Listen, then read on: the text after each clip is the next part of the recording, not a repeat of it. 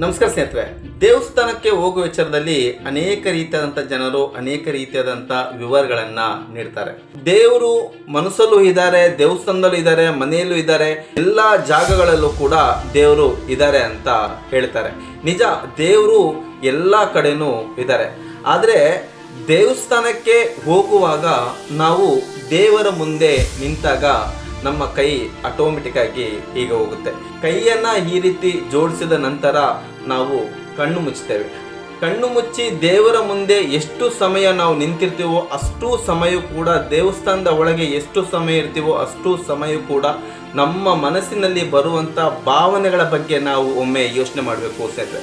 ನಾವು ಈ ರೀತಿ ಕೈ ಮುಗಿದು ದೇವರ ಮುಂದೆ ನಿಂತಾಗ ನಮ್ಮ ಮನಸ್ಸಿನಲ್ಲಿ ಯಾರೊಬ್ಬರಿಗೂ ಕೂಡ ಕೆಟ್ಟದು ಬಯಸುವಂಥ ಯೋಚನೆಗಳು ಬರಲ್ಲ, ಯಾರೊಬ್ಬರು ಕೂಡ ಬೈಯುವಂಥ ಪದಗಳು ನಮ್ಮ ಮನಸ್ಸಿನಲ್ಲಿ ಬರಲ್ಲ, ಯಾರೊಬ್ಬರ ಮೇಲೂ ಕೂಡ ಹೊಟ್ಟೆ ಕಿಚ್ಚು ಪಡುವಂಥ ಭಾವನೆಗಳು ನಮ್ಮ ಮನಸ್ಸಿಗೆ ಬರಲ್ಲ. ದೇವರ ಮುಂದೆ ಆಗಿರ್ಬೋದು, ದೇವಸ್ಥಾನದ ಒಳಗೆ ಆಗಿರ್ಬೋದು, ಎಷ್ಟು ಸಮಯ ನಾವಿರ್ತೀವೋ ಅಷ್ಟೂ ಸಮಯ ಕೂಡ ನಮ್ಮ ಮನಸ್ಸು ತುಂಬ ಶಾಂತವಾಗಿರುತ್ತೆ. ನಮ್ಮ ಮನಸ್ಸಿನಲ್ಲಿ ಉತ್ತಮವಾದಂಥ ಯೋಚನೆಗಳೇ ಓಡಾಡುತ್ತಿರುತ್ತೆ ಸ್ನೇಹಿತರೆ.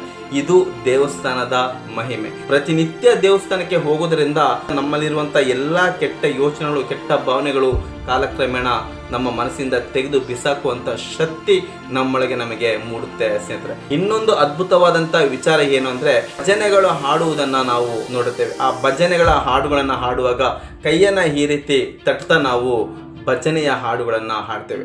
ಕೈಯನ್ನು ಈ ರೀತಿ ತಟ್ಟೋದ್ರಿಂದ ಏನು ಉಪಯೋಗ ಅಂದರೆ, ಈ ರೀತಿ ತಟ್ಟುವಾಗ ನಮ್ಮ ದೇಹದಲ್ಲಿ ರಕ್ತ ಚಲಾವಣೆ ತುಂಬಾ ಉತ್ತಮವಾಗಿ ನಡೆಯುತ್ತೆ. ರಕ್ತದ ಚಲಾವಣೆಗಳು ಉತ್ತಮ ರೀತಿಯಲ್ಲಿ ನಡೆದಾಗ ನಮ್ಮ ಹೃದಯ ತುಂಬಾ ಆರೋಗ್ಯಕರವಾಗಿರುತ್ತೆ. ಹೃದಯ ಆರೋಗ್ಯಕರವಿದ್ದಾಗ ಹಾರ್ಟ್ ಅಟ್ಯಾಕ್ ಅನ್ನೋದು ಮನುಷ್ಯನ ಹತ್ರನೇ ಸುಳಿಯಲ್ಲ ಸ್ನೇಹಿತರೆ.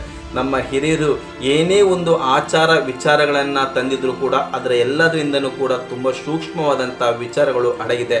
ಆ ಸೂಕ್ಷ್ಮವಾದಂಥ ವಿಚಾರಗಳನ್ನು ನಾವು ತಿಳಿದುಕೊಂಡು ವಿಚಾರಗಳನ್ನು ನಮ್ಮೊಳಗೆ ನಾವು ಅಳವಡಿಸಿಕೊಂಡಾಗ ಪ್ರತಿಯೊಬ್ಬರ ಜೀವನವು ಉತ್ತಮ ರೀತಿಯಲ್ಲಿ ಸಾಗುತ್ತೆ ಅನ್ನೋದೇ ನನ್ನ ಉದ್ದೇಶ ಸ್ನೇಹಿತರೆ. ಇಂಥ ಅನೇಕ ಉತ್ತಮವಾದಂಥ ವಿಚಾರಗಳನ್ನು ಈ ಚಾನಲ್ ಮೂಲಕ ತಿಳಿಸ್ತಾ ಬರ್ತೀನಿ. ದಯವಿಟ್ಟು ಚಾನಲ್ನ ಸಬ್ಸ್ಕ್ರೈಬ್ ಮಾಡಿ. ವಿಡಿಯೋ ಇಷ್ಟ ಆಯ್ತಂದರೆ ಲೈಕ್ ಮಾಡಿ, ಶೇರ್ ಮಾಡಿ. ಮತ್ತೆ ಮುಂದಿನ ಸಂಚಿಕೆಯಲ್ಲಿ ಇನ್ನೊಂದು ಉತ್ತಮವಾದಂಥ ವಿಚಾರದೊಂದಿಗೆ ನಿಮ್ಮ ಮುಂದೆ ಬರ್ತೀನಿ. ಅಲ್ಲಿವರೆಗೂ ನಮಸ್ಕಾರ ಸ್ನೇಹಿತರೆ.